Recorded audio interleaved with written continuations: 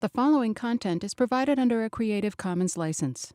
Your support will help MIT OpenCourseWare continue to offer high-quality educational resources for free. To make a donation or to view additional materials from hundreds of MIT courses, visit MIT OpenCourseWare at ocw.mit.edu. So payments part 2. We're going to chat a little bit about the overview today. Readings, of course, as we always do. And then what was yesterday? Does anybody want to tell me what yesterday was? Kelly? 10th anniversary of Bitcoin. The white baby. What else was yesterday? It was Halloween. No, it is not my birthday again. Stop that, Tom. So we're going to chat a little bit. We're going to have some fun about happy anniversary or birthday. Would you call it a birthday or anniversary? Anniversary? Okay. Birthday. All right. There's no established vocabulary really in this field. So. What's that? The birthday. Hugo, why does the birthday come in January? Birthday marks death, so music's gonna die today. Raheem? Birth means death at a point in time in my mind. So anniversary maybe is better. All right. Did you get that? Birth also connotes death. Did I have that? And so Raheem is saying she would go with anniversary, but we have birth over here. We're going to chat a little bit about that and try the existential. And then we're going to talk about payment systems and sort of some of the pain points. And we'll have a lively discussion. What do you think the pain points are in the payment system? I of course, will have listed some, but your input's the most important. How does blockchain fit into this payment system? And why, so far, haven't there been any really economy-wide or system-wide adoptions yet? So one might even say, what are the pain points of blockchain technology that there has not yet been some of those adoptions? We're going to chat a little bit about some blockchain payment companies, and there are not many. I mean, there are many white papers, but there are not many that have actually taken off. And then wrap it up. So the study questions, which we're going to sort of dig into rather than right now, but just, what lessons can be taken so far? Might layer 2 help us? We're going to come back to these when we sort of dig into the pain points. What are the opportunities in cross-border and so forth, and the trade-offs of using permission versus permissionless systems. So, happy anniversary, happy birthday for some, 10 years ago. It's remarkable. Actually, some people say it was November 1st because I think when it actually got on the website, it was November 1st in parts of the world. So, what do we know about the 10th anniversary? These just some fun statistics. This has all happened in 10 years. So the price is around $6,300 of Bitcoin. Out of nothing, Satoshi Nakamoto, and it's $110 billion in size. We might not all know each other in 10 years, but write down for yourself on a piece of paper. This is a real exercise I'm asking you to do for yourself. Write down for yourself and put this piece of paper somewhere, or put it on your laptop. You can put it down. Where do you think the price of Bitcoin will be 10 years from today on the 20th anniversary? And remember this course in 10 years and look back and laugh at yourself, right? Just, we won't all know each other. Maybe there'll be a group chat. But what's that, Aline? You don't want to guess where it is? You don't need to share it with me. No, but write down and think about it. Where do you think this will be in 10 years? This is a hard question. Well, Alpha, do you want to share your number with the class? No, we're even just debating directionally. It's really going to be higher or lower. Well, how many people think it will be lower in 10 years? Okay, I'd say it's about 35%. How many higher? Yeah, it's about 65%. Aline, the two Alines split, right? think it's going to be 0. I think that would be lower. Depends on what it is, because in 10 years, the system might change so dramatically, it might be unfair to even call it Bitcoin 10 years from now. Fair enough. It might have evolved into something else. Who on the back here, please? I just had a comment. Isn't the real question like market cap? Because that's what people are actually using the currency for.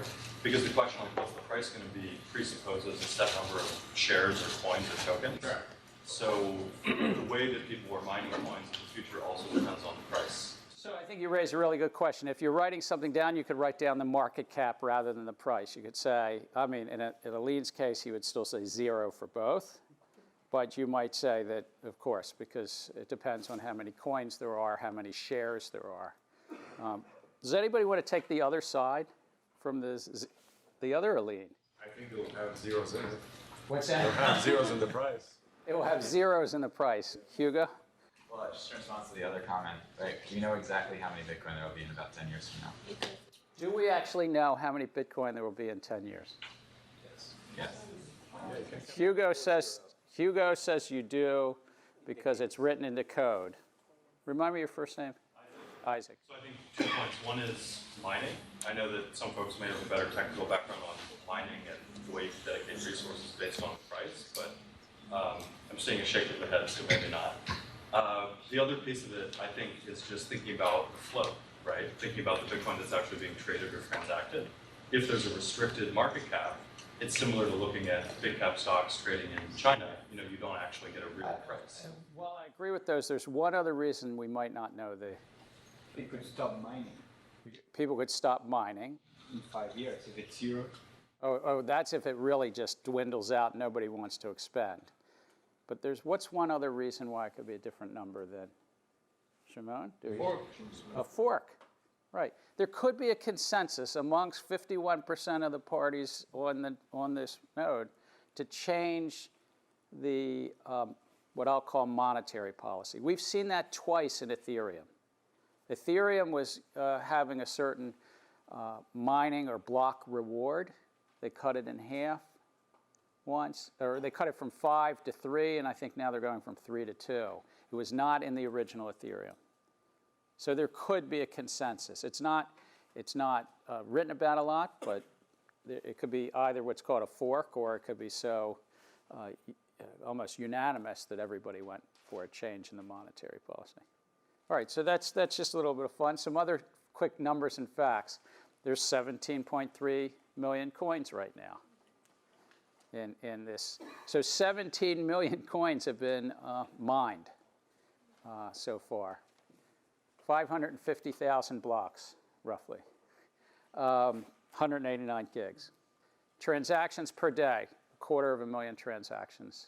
And then if I've got my decimals right, the hash rate is 10 to the 18th times 50. That's 7 trillion times harder than when it was in 2009. There's 7 trillion more computational power in Bitcoin now than there was 9 or 10 years ago. It takes about 1/3 of 1% of the world's electricity. There were some nice comments overnight in the discussion for this class about whether that's a good thing or not, and maybe it's not a good thing. But so that's Bitcoin anniversary. A couple other things. Unique addresses. There's a little bit over 500,000 unique addresses, Bitcoin addresses. So if there's tens of millions of people that have Bitcoin and only 500,000 Bitcoin addresses, what does it mean about the probably 20 or 30 million people that believe they own Bitcoin but don't have a Bitcoin address? Where do they own it? Anyone? James? On an exchange? Yeah, on an exchange. Or in some custodial, in essence, relying on somebody else. If there's 500,000 unique addresses, but it's thought there's 20 to 30 million accounts. 10,000 nodes. So BitNodes is a website where you can see where the nodes are. And it's concentration of where the actual nodes are. So pretty spread around. There's not any alpha in Ethiopia yet. In fact, I don't see. What's that? Do you see 2 in Kenya? I see the dots. Anybody from Greenland? No. And of course, it's spurred this whole thing. We've seen this map before, but initial coin offerings, $28 billion roughly raised. Again, we don't know if the numbers are right, but this is what this 10-year anniversary, or 10 years since it all started. This means there's a lot of capital chasing this field right now. Does anybody want to write down whether they think ICOs are still going to be around in 10 years? How many people think initial coin offerings will be around? About half. And so the other, I know where Aline is, but where the rest of you? I don't actually know. I think they're going to slow down. I think in 2019 and 2020 they'll slow down because so many will have failed. There'll be more, the market will sort of adjust and say, well, we're not going to invest in these unless there's a much better business model. And so it's spurred, this is just a bucket of other coins. There's 1,600 altcoins, probably 1,500 plus of them will fail, or maybe all 1,600, but 1,500 plus will probably fail. I might be done with, crypto finance. We're actually, there's not as much volatility as there once was. We're slowly getting a more stable coin. It doesn't mean it will stay this way. But to the extent that Bitcoin stabilizes in pricing and stabilizes for a long period, there might be a little bit more use of it. But I wouldn't read. 6 months does not make enough history to say that there's really volatilities out of this thing. All right, so let's go back to payment systems. So then I'm going to ask, what are the pain points? I mean, maybe just putting up the chart tells you where the pain points are, but this was the chart we talked about Tuesday as to what some of the challenges are. Anybody want to give me some thoughts on this? This was a consumer on one end and a consumer on the other end. It happens to be a US model, but it's not that different in most countries. But what pain points could blockchain help address in this complex system? So, pain points. Anybody want to give me, Brodish? There are too many intermediaries in the system, which means that too many parallel ledgers. All right, so multiple intermediaries with parallel ledgers. What else? I guess the usual suspect would be high costs. So high cost, usual suspect. World Bank estimates it's between 0.5% and 1% of world GDP, which would be, I guess, about $400 to $800 billion a year. Zon? Speed of execution. Speed of execution. So what do you mean when you say speed of execution in payments? I guess the ability for a counterparty to receive the money and be able to spend it quickly. So that final settlement, sometimes it's authorization, clearing, settlement, but final settlement often doesn't occur for a couple of days. Yeah. But I would add, like, for the customer perspective, it just occurs in 3 seconds. So it's a really interesting, there's a bifurcated market. From the customer's perspective, there's great speed of settlement. For the merchant side, the merchant might not have that, is what you're highlighting. Sorry, Ian. So there are a lot of hurdles for the unbanked. Like, if I have never had a bank account, like with a financial institution, it's very difficult for me to go through all these processes. Right. So financial inclusion. So we had cost, financial inclusion, latency, at least for the merchant side.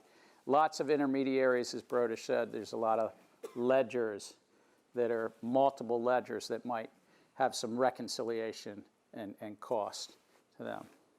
Sure, Sean. Real-time FX settlement.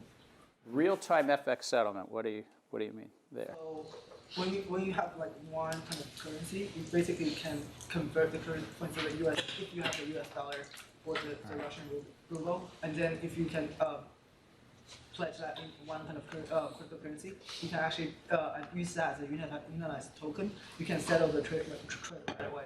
So I think I'm with you. It's basically cross-border, jumping from one currency, one fiat currency to another, which happens to be technically jumping from one ledger system, the US dollar ledger system. Did you say ruble? Ruble. Do they have ledgers there? Yeah, they have ledgers there. You know, as a background story, I used to attend the Financial Stability Board meetings in Switzerland from time to time. And when Russia was going to have the next G20 meeting, I think it's next going to be in Argentina, but that was the year it was going to be in Russia, the deputy governor of the central bank wanted to have a dive into issues that were in my area, the derivative space. So I got to know something about it. They do have ledgers, is what I just want to say. I did know this. What are some of the things? I heard from you: cost, delayed settlement, especially for the merchant side. I didn't hear anybody talk about chargebacks. So does anybody want to tell me about why merchants are not happy about what's called chargebacks? Or is this something more a U.S. thing? Brodish? So we saw in the last class that out of $100, $2.75 was being given to different multiple intermediaries, like the issuing bank and the authorizing. So there's a lot of cost, 2 3/4% in the U.S. when it's across the credit card rails. But one of the features is chargebacks. There's just a lack of finality to the transaction. So I think you talked about the example with the campaign. After the campaign was over, having people claiming the charges were fraud or whatever, and having to give back funds. Right. So merchants don't really have finality, Jack. But sometimes chargebacks are recourse for things that weren't actually spent. So doesn't this kind of affect, like, consumers might not be as willing to enter a transaction that has that level of finality? All right. So I think, remind me your first name? Dan. So Dan and Jack really have the two sides of this. From the consumer, Jack's the consumer side, and Dan's the merchant side. From the merchant, they want finality of settlement. They want, I've sold you a good. I was working on the campaign. We weren't selling a good, but we got a donation, and we wanted to know that $2,700 was there. Or I sell a good, a cup of coffee, and it's done. But from Jack's perspective, well, I might not have gotten the good or service. I'm going to dispute it. You say that I'm a monthly subscriber to the New York Times. I'm not a monthly subscriber to the New York Times. I don't want to pay the $15 a month because I'm not getting the New York Times, and it's called a chargeback. And so it's really consumers and merchants are a little bit on the different side. But in the U.S., that's part of that 2 3/4%. But merchants would probably in the U.S. at least say, I'd rather not be there, and then it's whether customers are going to push back. Fraud, of course. Privacy, I didn't hear anybody say, but the current payment rails actually in the modern computer age gives everybody along the chain a lot of information about all of us. Now, many of us don't mind it. I still want to use my Visa card. I want to use my bank account. But know that we are all giving up a little bit of our personal identity because they know how we spend. And based on those spending patterns, they can know whether we like guns or not. We don't like guns. And in the political space, there's people sort of look at those things, or how you live your life in many ways. And in good ways, too, because it means they can market to us what books we want to read and what wines we want to drink. But it's privacy as well. Financial inclusion was mentioned. Raheem. Yeah, to the privacy, the cyber attacks. Cyber attack. And identity theft. So I would say this is a big pain point. So I agree with you. Cyber attacks and so forth. So with all these pain points, the question is, will blockchain help address some of these or all of these? So then we go back to benefits of blockchain. What are the two big benefits that you keep hearing me spout about, from whether it's from Christian Catalini's paper or just Kelly? The cost of the network and then the cost of the verification. Yeah. So verification cost and networking cost. We're not going to go back through this, but it's sort of, can lowering the verification costs address basically some of these pain points, including this cybersecurity one? And where does that fit together? I mean, Elon? I would add, does blockchain add problems? So it may solve some problems, but add other problems, and then we need to net those problems and see if you're ahead of me. No, it's good. It's good. In fact, I'm going to go. Challenges. Which problems are going to add? scalability. Scalability. What other problems? Brodish, I've heard from over here. High transaction cost. High transaction costs on And it kind of blockchain. takes some days to process the transaction. It's slow. So it's slow. So scalability, slow. It might be high transaction cost, Alexis. And interoperability. Interoperability. So it's all our friends. Stephanie? There's also the issue of error resolution. Error resolution, good one. Now, like when consumers are like trying to fix something wrong with like, you know, fraudulent card transaction or something, like with blockchain, if it's immutable, you can't do that. Right. So it's this trade-off. It's a little bit like what Jack was saying about chargebacks. From the customer side, there might be an actual error. It's a different type of error, but an error, and I want to be able to say, I'm not taking the New York Times any longer. I'm sorry to the New York Times, I'm just picking. But you're saying there could be true error. Shimon, did you have? Isn't like the core system where we have like these delays, it's not really technological, but sort of it's a business issue in the sense that Spanish penalty opens up a lot of exposure for fraud, so the current level of fraud that we see will probably go up a lot if someone could, game the system, get their cash out at the same time, right? It'd be very hard to trace it back. So Shimon's raising, maybe we have delayed settlement. Maybe we don't have immediate finality because as a market feature, we kind of want some delayed settlement to protect against fraud, to make sure that there's not errors, as Stephanie says. Maybe there's a delay for business reasons. But Kelly? Anybody want to take the other side? I want somebody to take the other side. This Aline. I mean, I'm biased. I'll admit it, but I think that basically that says let's have an inferior system out there because it's good. And it's like, yeah, I mean, I think to some extent you do want, there are benefits to kind of having a delayed settlement, but there are also a lot of benefits on having finality. So why not have both? You don't need to just kind of have an inferior settlement kind of system out there and say, okay, this is a standard. You can also bring another solution right beside it that actually offers finality for people who want. All right, so if everybody remembers, Aline works at the Digital Currency Initiative, used to work in payments. He's admitting he might have a little bit of a bias, but he's saying, fine, you want some delayed settlement, but shouldn't we have an alternative? Because not every market will want delayed settlement. Eric. Yeah, but just wanted to tie these two points of view to another challenge, which is issues on the handling of governance.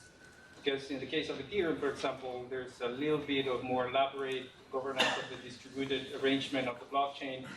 That decision between going from supposedly theft cause a fork. So handling a centralized arrangement is much easier than a blockchain which is a totally distributed arrangement. So, please, John. Another challenge is the government regulation on the anti-money laundering and the right. Yeah. Right. So, I mean, Kelly. I'm not sure if this sort of ties into the finality of it, but one of the articles talked a little bit about the fact that there's an issue with managing liquidity given the speed of the transactions, especially at the corporate level where the value of the transactions are much higher. There's a bit of an opportunity cost trade-off there. Right. So we're going to chat about that in a minute, about the liquidity in particularly using a cryptocurrency as a bridge between two fiat currencies, but it has somewhat to do with the volatility of cryptocurrencies. But I would say to this point about, I'm coming back to Aline versus Dan, or Shimon, really. I'm sorry, different debate. I think that this new technology is coming along at a time where we can shorten settlement. And a lot of the delayed settlement in payments, in Wall Street, in securities, we used to have that you would do equity trades, transaction day plus 5 days. Before any of us, before I was born too, a long time ago. Then it went to transaction day plus 3. And in Europe, they went to transaction plus 2 days, 2 days for settlement of securities trades, somewhere 10 or 15 years ago. And the US caught up. The US was behind and just went to transaction plus 2 days. But I think technology could be T plus 0 in securities. And in payments, you could go to real-time payments. The US Federal Reserve had a big process where they got public comment.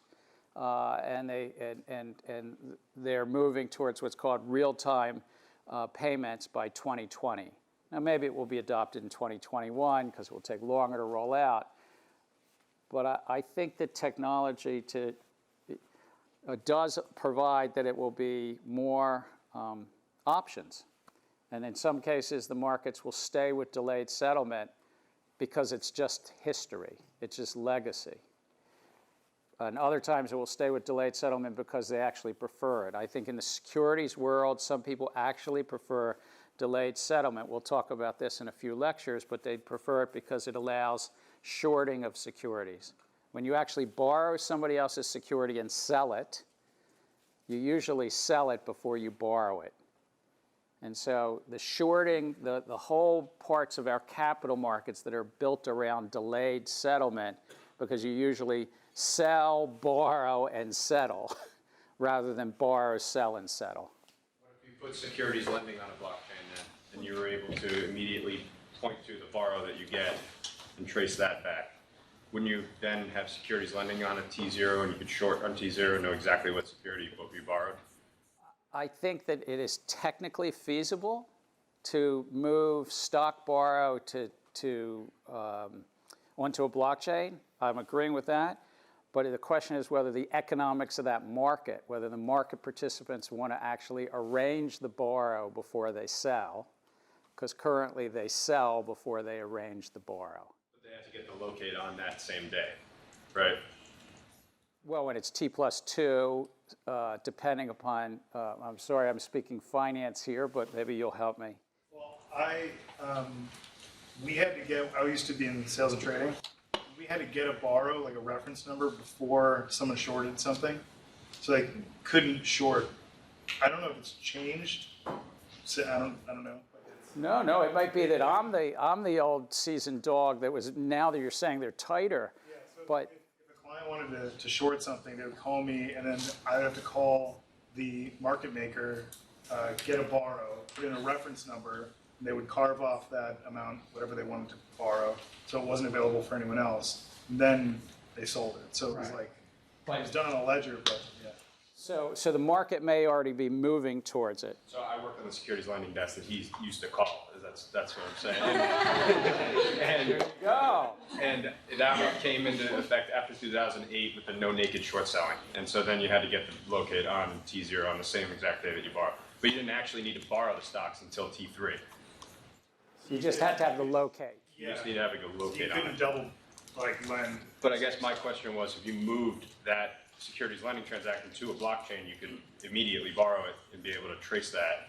And then when it came to get recall. So for those of you that are not as close to the world of finance and stock loan and stock borrow, the point of the discussion is that markets have evolved built upon delayed settlement.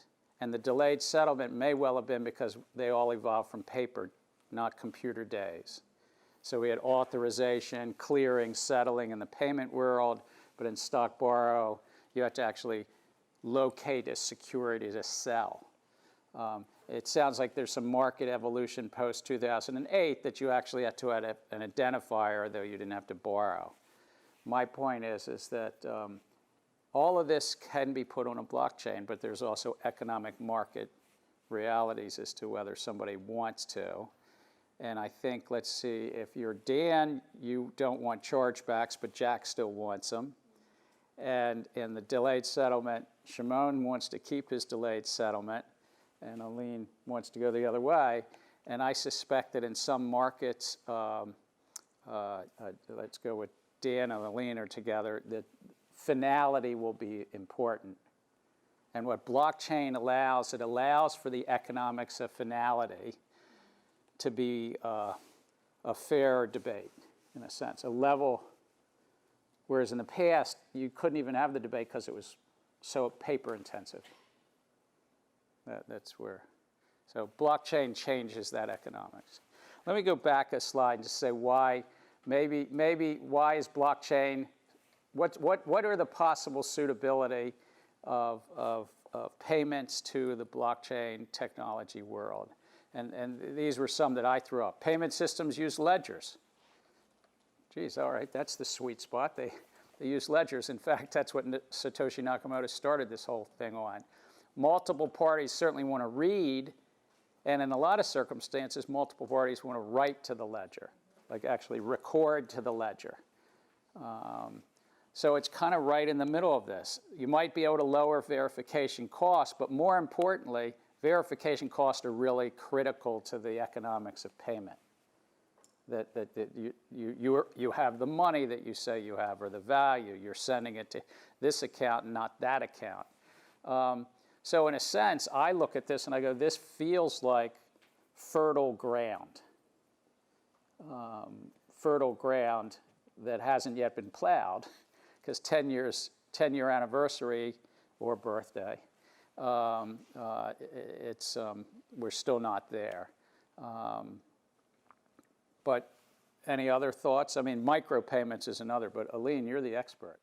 Yeah, I mean, the one thing that I think is exciting to some of the folks in the DCI, myself included, is the fact that you can attach code to these movements of value. So you can start program these chunks of money. And are you saying attach code to identify that it's Kelly's payment or it's James's payment, or are you saying identify code in the form of smart contracts? I mean, basically, smart contract, right? Just say, hey, you know what? I'm going to release the funds if this individual signs and this individual signs at the same time, and then you get the money, right? And that adds an additional layer of complexity that traditional payments of the Visa, MasterCard variety don't have, right? So you get a whole new layer, for lack of a better word, of possibilities. When you start adding, okay, I'm gonna give you something if it's sunny outside. Okay, we can make that happen in real time. We didn't have a That eliminates some cost, and I mean, with the visas and whatnot. You're going to say it a little louder just so we... I was saying, I get his point, yes, but I mean, it will eliminate the trust issue, which is with the visa. I'm not sure I get why. The cost and the transaction movement and the validation, wouldn't that be eliminated? Yes, you have the smart contract, it's adding a layer, but on the other hand, it's eliminating some layers from the other process as well. Yeah, no. So assuming, so the onus is on the technologies that build this, make sure that you don't lose functionality that you have in a Visa world, because otherwise nobody would use this whole new way of doing payments. So it's assumed that you maintain parity on what the technology offers, and then add additional functionality. I'm going to say I'm pretty relaxed about the open laptops. I get less relaxed about people texting during class. And I know that we're all multitaskers, but I'm like the most relaxed you can imagine, but I'm starting to get a little on my edge here. Tom. So I get that blockchain allows for smart contracts, and it's obviously a much more brute force system, but we talk about like attaching code so the payments are automated. I think of like, I set up an automatic payment of my cable bill every month. And so it's like, as soon as that payment comes to me, I've pre-authorized it to go through. And so why can't you, in a non-blockchain setting, establish basically a smart contract that's got some more... A conditional payment. Right. So do you have to have a blockchain to have a smart contract? So sorry if I can respond to that, right? One of the coolest use cases that I've heard, and I'm not going to name any entities, but this blockchain-based, let's say, company, for lack of a better word, who wants to pay their employees, and I said, look, you join me here now. We're gonna make a smart contract that basically is going to pay you for your services for the next 3 years. Period. That's it. There's no additional such and such frequency, right? And we sign a contract now, and that's it. You're going to get paid, right? And then you start working, and you actually have a very insured way that I will get paid, and nobody can stop it, right? Today, you don't have that, right? There are many things that could happen. Managing happens. Whatever happens, I can find a way to kind of get around all of that, right? That's kind of useful to kind of make sure that, hey, I'm going to get paid regardless. That's useful. Right? So, but you have to then put aside, like if I am your employer, I have to put that 3 years worth of salary into a lockbox, and I can't do anything with it for those 3 years. You have to escrow it 3 years forward. It's a limitation. Yeah. Look, but I'm not saying, look, all of this is limitation. It's not like you suddenly have free money. It's all good for everyone, right? But there are useful things that show up, useful things that we never thought about. So all I'm saying is that there are a lot of possibilities, and I don't know the right use case for it. And it's just an example. I thought, like, oh, that's pretty cool. I could use this. But you're right. I mean, there are many implications. But just the very fact that you have a whole new area to explore, to me, that's exciting. Like, we've seen what the system does. We've seen it, right? We bagged 90% of the people. If you're in the 10%, it's kind of sucky. But for the 90%, it kind of works, right? You have T+2. It's awesome, right? But like, we've hit the ceiling of what we can do with this system. Maybe there's an additional approach. Let's see what happens there. I invited Aline because we needed a little bit more maximalism in the room. I'm sorry, James. But going back to the point earlier, it's do we really need blockchain to do a lot of the stuff the smart contracts promise to do? I mean, I set up in the UK, I set up a direct debit. That happens, that just disappears from my account at a certain time period. Doesn't involve blockchain. I can see some benefits of blockchain, but again, a lot of the smart contracts, can we not already use existing systems, make those systems better? And this goes back to the whole payment system. There are a lot of players in the field that hasn't been innovating for the last 20 years, what we read. But can they not make existing systems so much better without the use of blockchain? So the question is do you really need blockchain, or is it just going to be a catalyst for sort of the legacy systems to kind of do what they otherwise technologically could have done, but it's a kind of sharp kick in the backside to kind of do a little bit better? That's a really good point, right? That's something that we debate a lot about, and it actually is, as we sit now, it's absolutely possible that this would be the way, right? So one example that shows up frequently is BitTorrent. So BitTorrent, for those of you who don't know, it's a way in which you share video online, and nobody, it has a lot of problems with it, but it catalyzed and changed the entire, distribution of media, right? It was, it had a lot of problems, so it didn't work out the way folks thought it would, but it still kind of changed the whole industry. And it's absolutely possible that blockchains will take that path. It's unclear now, but it's absolutely possible that will.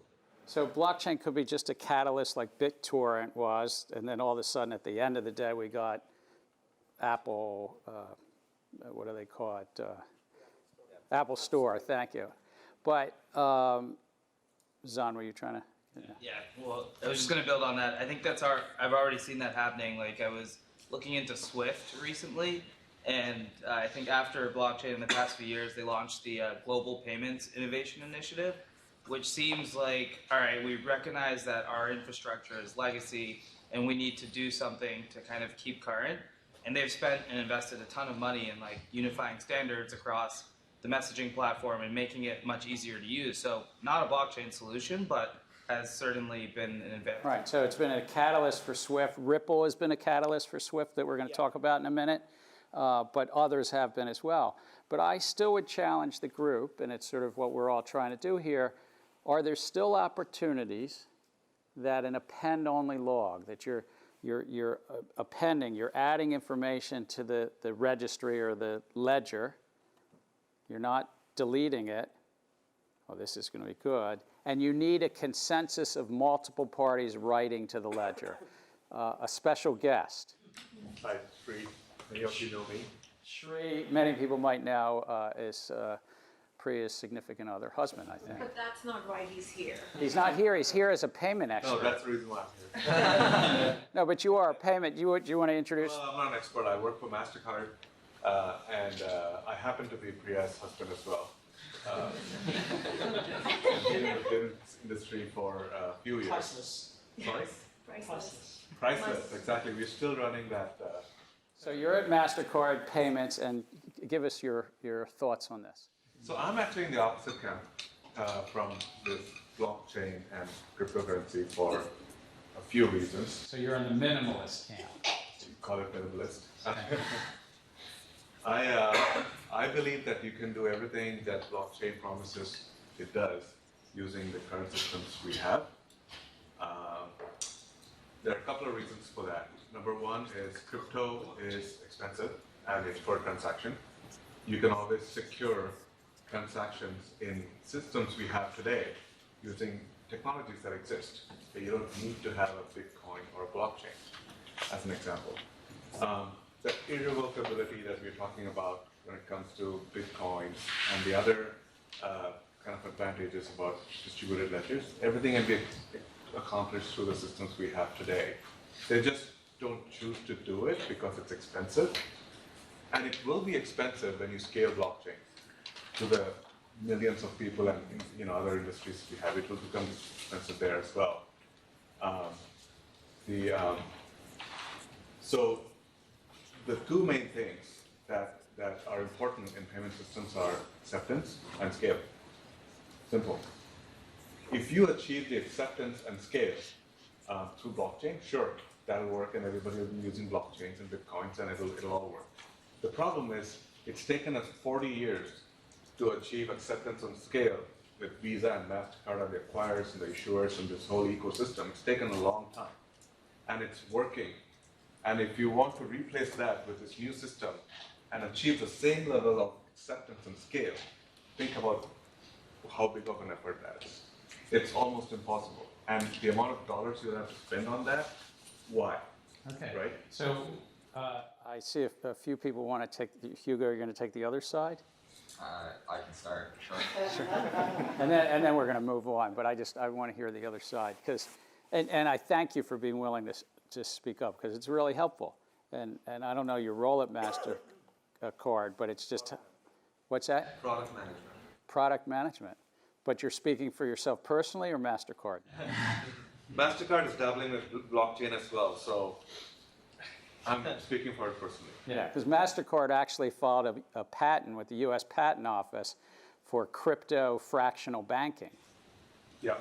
And Bank of America has 43 patents in the crypto space. And Visa is filed for patents.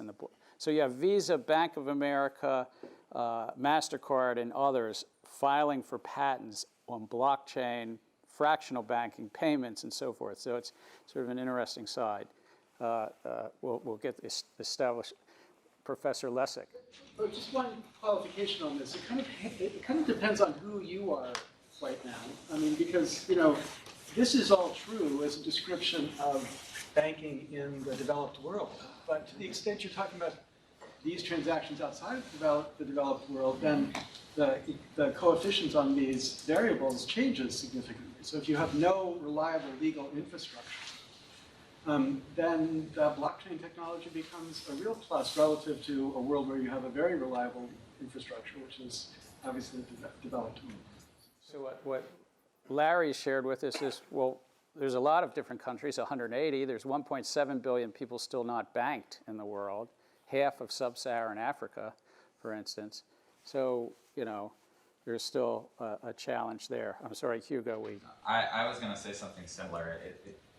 I appreciate the argument, but it kind of sounds like it's not broke, don't fix it. Like, we've spent so much money building this system, so it works now. But let's not look at what technological innovation can happen in the that's future. not what I meant.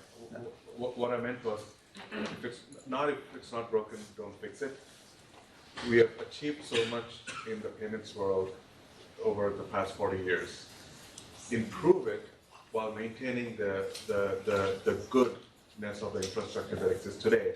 Instead of blockchain, it's just a rip and replace the whole thing, which doesn't solve the purpose. Sure. I don't think that blockchain is the one-stop shop for everything. Like I'm more on like the Bitcoin maximalist side, where I think like, sure, if you have like a global currency where you can go anywhere and use it, and it's it's self-sovereign and you can do all that, that would be great. I know like MasterCard and Visa have an interest in saying like, well, we've spent so much money, like you can use MasterCard and Visa most places in the world, but like what happens if you go into like the middle of, I don't know, some village in India or sub-Saharan Africa or wherever, and they don't take a credit card, but they have a cell phone with a Bitcoin wallet, like I can still transact there, and yeah. You can transact with fiat currency also. Right. No, but then they have to go through the process of changing that and banking. So let's take Brodish, and then we'll kind of. This is a good debate, by the way. Since the discussion came to India, so yeah. Okay. So we have our expert now.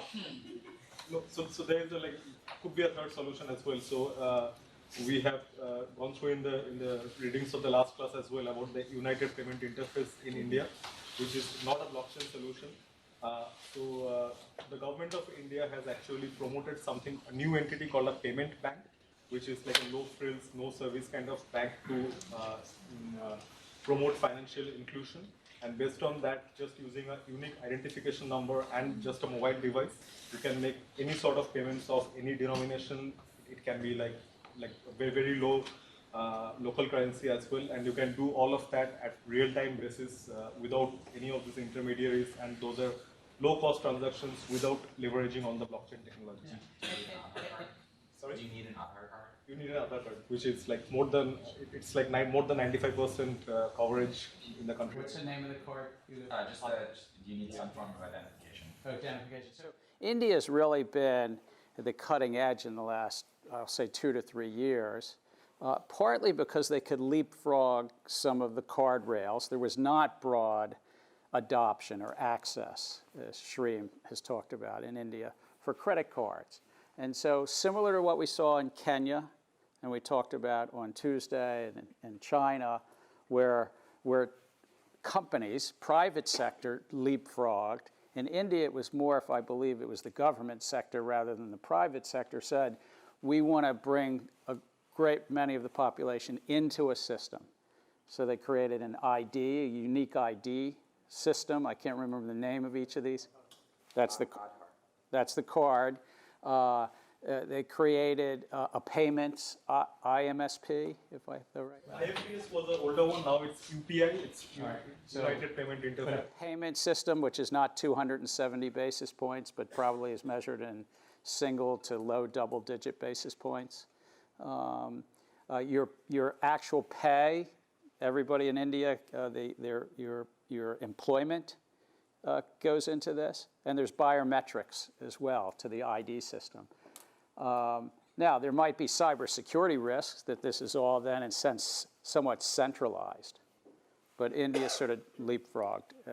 It's kind of interesting. But we've had a lively debate. Is finality something we want or not? Is chargeback something we want or not? Can you do this all without blockchain, or is blockchain something that's needed? And of course, the question, even if blockchain's really kind of neat and good, will it just get the incumbents to move a little bit more into innovation and lowering their cost? Do you want to close this one out? I think we may add something else. It's censorship resistant. So everyone can be exchanging bitcoins without any government forbidding it. Right. That's another thing. Now, it's an interesting thing. You know, if it's censorship resistant to, you must extend me credit, and you can't decide on whether I get credit based on my race or religion or ethnicity and so forth, that's probably something a broad group of people would say that's pretty good. But if it's censorship resistant to being like you can drug traffic, society might say, well, that's not what we want. So it's an interesting set of, when the technology allows you to be censorship resistant, but society says, well, there's still some social cohesion about drug trafficking or child labor, or So, and I'm using the ones that are easy to hold on to. So it's a little interesting debate. Yes. I think so. When we were speaking about the underdeveloped and developing part of economy and payments and blockchain. Professor Lessig's Yes, comments. and I think one thing that we haven't addressed is the last mile, which is liquidity.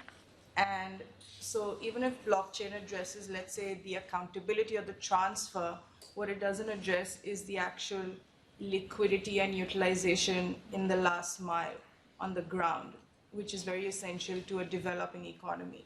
Right. I'm sorry, remind me of Aviva. So Aviva, are you saying last mile, like that somebody could actually use this cryptocurrency in a store Yes. to buy their grains or their goods for the week? Right. To keep their family. Yeah, so that doesn't solve the problem of adoption and and scalability. Right. Look, fiat money, and before we had paper money, we had coins and everything. Money is a social construct. We've talked about that. And beyond its advantages that it's used for taxes, and it's good for all debts, public and private in most countries, it really is exactly what Aviva's saying, that society at large says, I will use this as a unit of account, that whether it's my employment or the milled goods I'm buying to feed my family, it's this unit of account that over hundreds of years people adopt until they don't. I don't know how long in Venezuela they'll keep using their currency as a unit of account. So sometimes there's last mile problems even with fiat currency. But I not only hear you, I share your thoughts. You know, that where's the adoption in the last mile, if you well said. So just what are some of the, we talked about the challenges.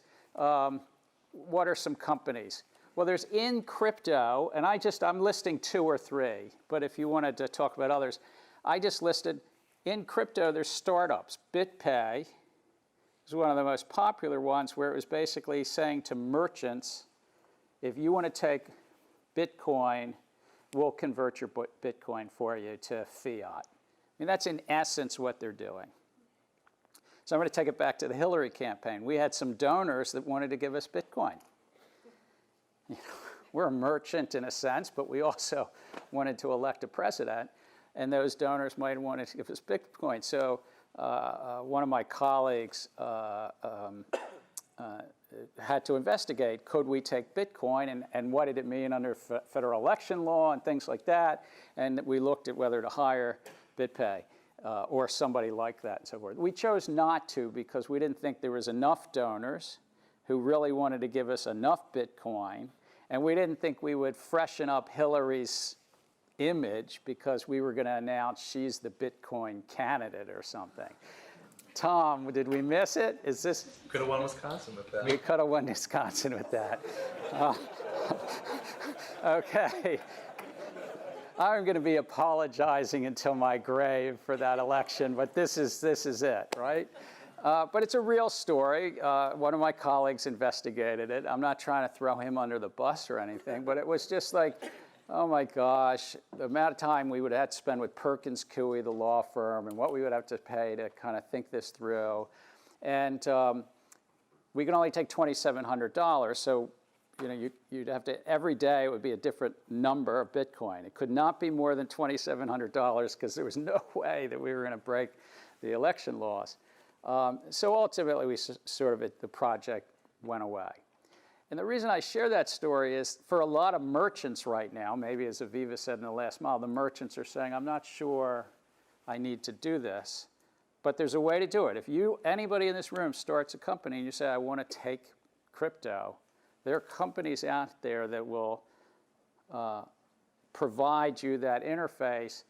And their fees, does anybody know BitPay's fees? It wasn't part of the readings, but other than Aline?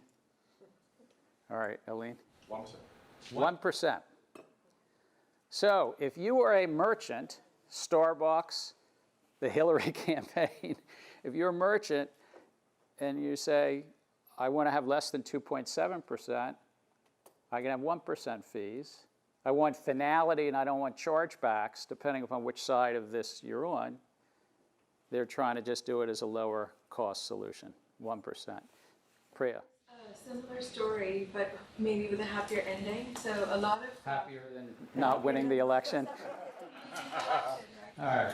So for a lot of philanthropic organizations, this is becoming a very real issue. So the Silicon Valley Community Foundation reported a 30% increase in its endowment due to digital assets donations. And it's happening in a few community foundations as well. It's a growing field of interest. And there's even a story, not a story, it really happened, of one of the exchanges doing this service, converting the digital donations into fiat currency, and it crashed because the volume was just so much. They could not, even like the trickle, they could not keep up. But this is becoming a real thing now. And whether it's a large foundation or a political campaign, there's also a little bit of reputational risk, because you want to make sure that the funds are not illicit funds. I mean, so there's a little bit of a reputational risk that maybe a Starbucks wouldn't have when you're just buying a cup of coffee. I mean, I've never run a Starbucks, but. So the crypto exchanges and BitPay sort of provide a lot of services. E-wallet companies provide services. Sean? I'm just curious, how does BitPay manage volatility? How does it cash out? How does it manage volatility? Exactly. So it only takes a 1% cut of the transacted value, but the volatility of which can go over 1%, like in a couple of seconds. So in that case, how do they manage? So they are arranged basically with a number of crypto exchanges. I once knew, but I don't know whether they have arrangements with 3 or 5 or whatever. And they basically are pricing right at so they have sort of close to real-time pricing. So I'm going to buy a cup of coffee. The way the technology works, and let's say it's, what's a Starbucks cup of coffee? It's $5? It's pretty expensive, isn't it? Depending on what you buy. What's your cup of coffee? $2.25. $2.25, all right. But in real time, the BitPay app is computing what that is, and they feel that within the seconds for them to convert out, they take volatility risk. Is it possible that they, in some transactions, earn the volatility eats up the whole 1%? Yes, but they basically they have that in their pricing model, and then move basically Priya's Bitcoin to dollars, and the dollars goes to Starbucks, and they guarantee Starbucks, $2.25 minus 1%. So. Then there's startups actually getting in. But most of these, at least the second, third, and fourth, are kind of institutional services.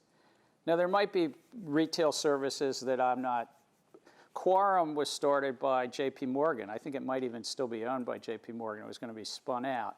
But R3, Ripple, these are really institutional, almost B2B or financial firm to financial firm right now. I couldn't find a really good startup in the retail space, but 2 weeks from today, you're going to have Jeff Sprecher and Kelly here, and you can, Shreem, are you going to be back on November 15th? No? But you'll be able to challenge, well, what they're going to have a retail payment system in their Bitcoin. So it'll be interesting. One retail payment solution is if anybody walks over to building E14, there's a vending machine in the Media Lab right now that takes Bitcoin. Thank you, MIT. Thank you, the Digital Currency Initiative. Thank you, Aline. But there is literally, do you want to describe it? Do you put a QR code up? Yeah, I mean, yes, absolutely. So anyone who wants to do that, we can walk over there and look at it.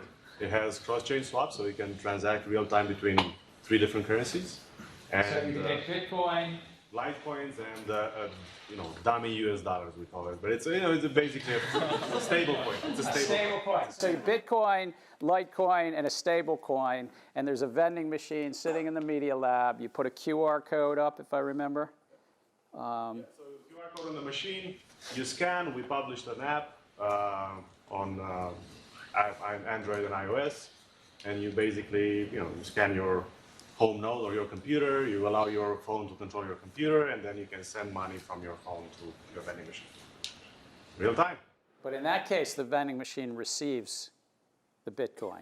No, so we actually added a Arduino as well that converts the Bitcoin into impulses that trick the machine to say, these are coins.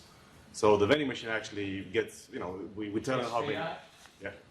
There you go. Check it out over in the Media Lab.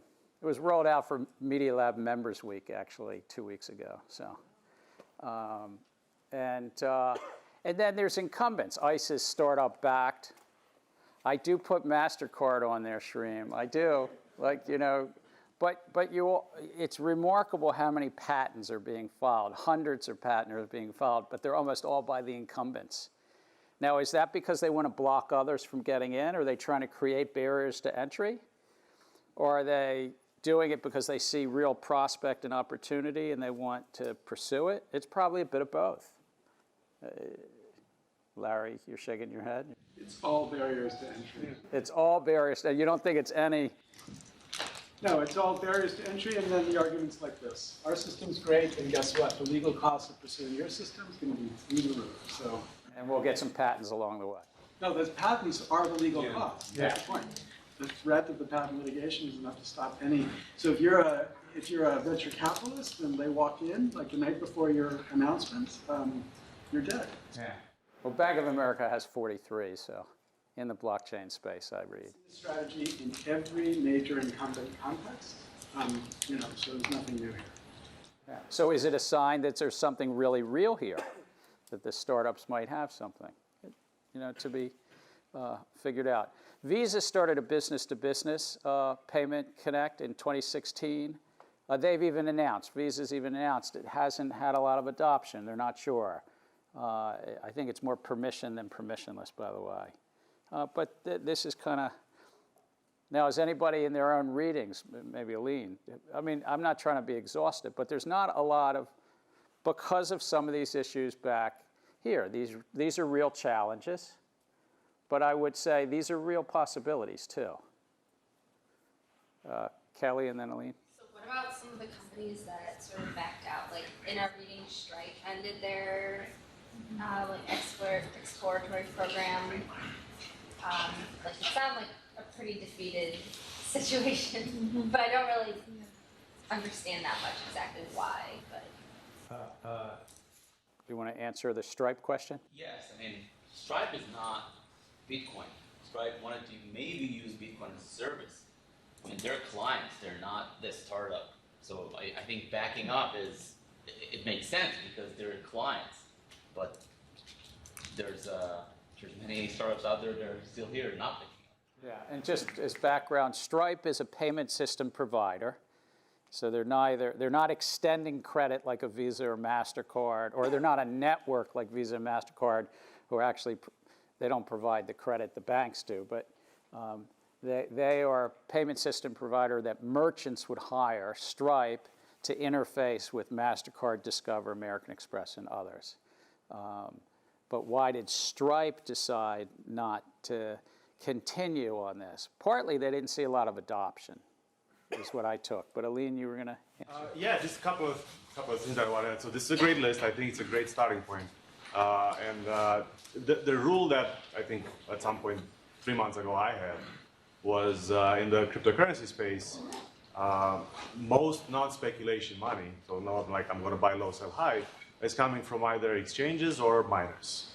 You got exchanges or mining. Yes, so that's where the money's made. If you don't speculate, you're either a miner and you make money, or an exchange and make money. The miner that I think would be interesting, I would put Bitmain over there because I think it's Bitmain.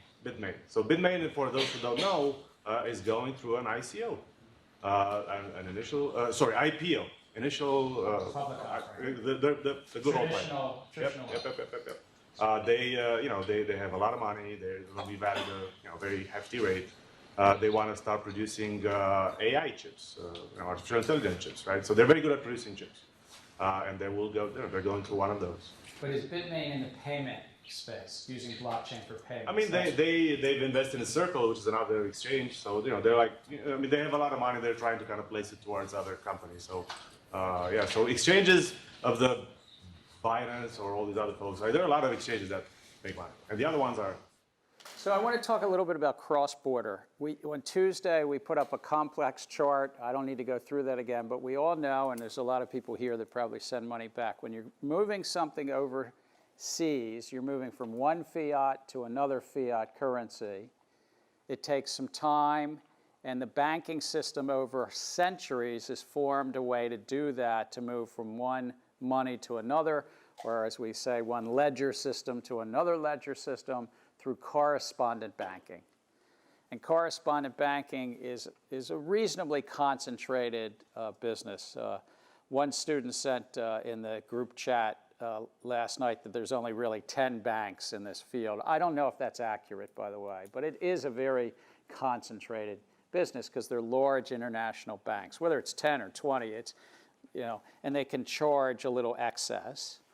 Because they have to have correspondence. They have to have relationships with all the local banks, and they're taking some credit risk, the correspondent banks standing in between, some credit risk of the local banks on both sides in the U.S. and so forth, and in, let's say, Mexico, if it's between the U.S. and Mexico. So one idea that's been around, it's widely associated with Ripple, but it's not only associated with Ripple, is this simple chart. What if I move fiat to crypto and crypto to fiat? This is called a bridge crypto or bridge currency. I can sort of say I can go from US dollars to Bitcoin or XRP. You fill in the middle and then move over to the other fiat, Mexican peso in my example. And might that take some cost out of the system? We have Sean's issue earlier of volatility. If the crypto is fluctuating a lot, that causes some issues. If there's a lot of cost or friction, because now you're doing two currency exchanges, not one. I'm calling crypto a currency for this purpose. I know that crypto is not technically a currency, but for this moment, let me just call it, you have two currency exchanges, and thus you have two bid-ask spreads to pay. Just the market makers, you need to pay the bid-ask spreads twice, and you have some volatility if the middle crypto is moving around.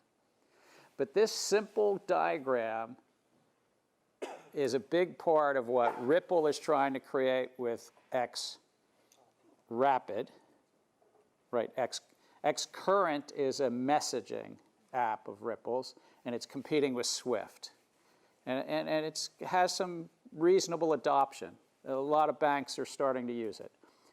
But don't confuse that with another product, which is an interesting product that kind of does this, that goes fiat to crypto, crypto to fiat.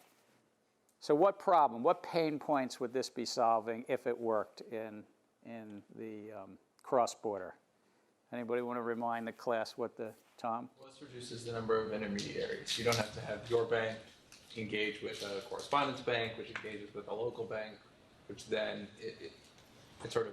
All right, so it might, I'm going to say it might lower the intermediation because you still have on the two fiat sides a bank, a local bank and a bank, and to do the crosses, you need some market-making function, which in Ripple's case, they try to build into the application. And they have market makers to provide liquidity. There was a question, somebody mentioned liquidity, some liquidity.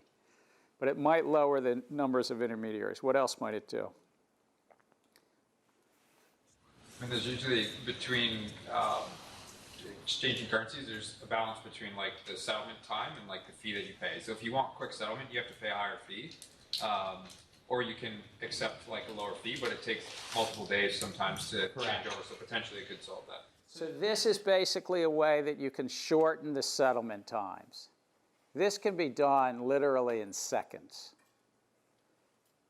I'm not saying that you wouldn't pay a little extra for it, but this can be done very quickly if you have arrangements. So some contend, and I've spoken to them at conferences and so forth, that big corporate treasuries are going to try to do this, that the treasury function of Apple and others might take this up. The big banks say that's ridiculous. The big banks say, no, we can provide real-time cross-border cash movement between dollar and euro and dollar and yen, and you don't need to interpose something in the middle. Wouldn't that require huge amounts of cash reserves to be able to protect against volatility, and not only the volatility of the crypto, but the volatility of the actual fiat for that particular country? So the question is, will it need a lot of liquidity, basically? You used a different word maybe, but reserves. But somebody who can make markets in size in crypto versus fiat and crypto versus fiat. I think the answer is yes in terms of the only probably token right now that has enough liquidity in it to do this in size is probably Bitcoin. Even though Ripple is promoting this, and it's sort of a interesting technology. They have a software XRapid that you can do this right now. They're promoting on XRP, but is there enough liquidity? Could you move more than $1 million? Probably not. You probably couldn't move a $100 million payment without moving the market a lot. Shimon. So, back to finance. I mean, the only way So back to finance, it's good from a finance professor. The way this will work is sort of subject to the cost of arbitraging this, right? You don't care about the value of XRP, provided that you're not validating arbitrage relationships between the two fiats, right? That's correct. So whatever those frictions are, you won't be able to go underneath them. And if you're Apple, I don't want to see the treasury business case. If you're Apple and you're banking with JP Morgan Chase, I mean, they're probably quoting you, bips. I mean, like, what is the two major currencies? The spread is like in bips. A bip is 1/100th of a cent, basically. I mean, it's very tiny. I'm not sure that I understand that. So the proponents, and then we'll come back, the proponents of this say, yeah, JP Morgan might solve Apple's needs between dollar, euro, but are they really doing it between, kind of dollar peso or dollar Kenyan currency? Let's say they're not, and the spread there is 10 basis points, 50 basis points. Well, that's going to be, by construction, the spread, that's going to be the violation of arbitrage that will be allowed if you go that way too. Right. So Shimon's saying there's maybe a cost and friction. I think the proponents of this would also say there's a friction in time, that moving from dollars to peso. Remind me your first name. My name is Ansach. Well, that's definitely true even in pesos or any currency. Like all these quotes that anyone's getting are like extremely tight. But there's still a problem like weekends, for example. Weekends, they're just not quoted at all. So like if there's a major event that's happening over a weekend that's going to change the value of your asset or your currency, then you can't trade until Sunday night when Hong Kong opens. And so there's still like these like a 36-hour time period that is completely unsolved during the week. So the worldwide currency markets are depending upon banks, and banks do actually have holidays. I know it's sometimes hard to believe, but and so there's a question of friction, which Shimon would say even if it costs you 0.5%, it better get inside of that. There's a question of settlement delay. This could be faster, but you're saying they could change that. JP Morgan can change that. And then there's weekends. Do you have a 160-some-hour week? I'm going to go to Alexis and back here. Yeah, I was just thinking, because this system, at the end of the day, it depends on the two FX rate, on the two fiat rate, on the normal markets, right? Right. So even if we can't trade on a Sunday, the rate is going to change on the platform based on the the assumption of what the rate is going to be tomorrow. It's going to adjust. Normally, you should adjust, right? Because as has been raised before, that just for no arbitrage to take place. So even if it's possible, doesn't this system like add more risk in terms of like two different risks, fiat crypto, crypto fiat, and just because there will always be the underlying risk of fiat to fiat because it's always based on a like price on the private. Can I hold your question because I want to see if the other yours comes in. I got it. It's the risk. I was just going to bring up the accessibility for, non-first world countries or unbanked countries, and I would be less concerned about moving over, moving like a yard, and like more concerned about like, okay, well maybe I have to transact like sub $100. Do you want to translate for the room what a yard is? My Goldman Sachs days, I knew what a yard is, but some of the non-bankers. It's $1 billion. $1 billion. Now you can work on, what trading floor did you work on? Citi. Now you can work on Citi. A yard is $1 billion on Goldman Sachs' floor too. Yeah, hopefully. We measured it differently, yeah. But I think it's, if you wanted to transact maybe like under $100 from, dollars to, whatever, no large bank is gonna open an account and do that for you. You're gonna have to do that like a commercial bank if you have access to it. There's a really wide spread there. So if you can do this through an app, through a stable coin or Ripple or whatever, you're gonna be able to do it for cheaper if you're making like micro transactions. So I'm going to react and then try to bring it all together and summarize. It's the last slide. So, Alexis' point about risk, I agree. I think that all of these points are valid, that there is additional costs. There's 2 hops in this example, and there's additional risk.